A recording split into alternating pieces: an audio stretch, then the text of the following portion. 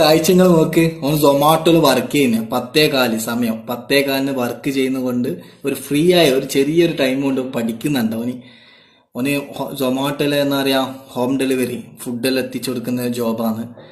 കണ്ട നിങ്ങൾ കേട്ടോ.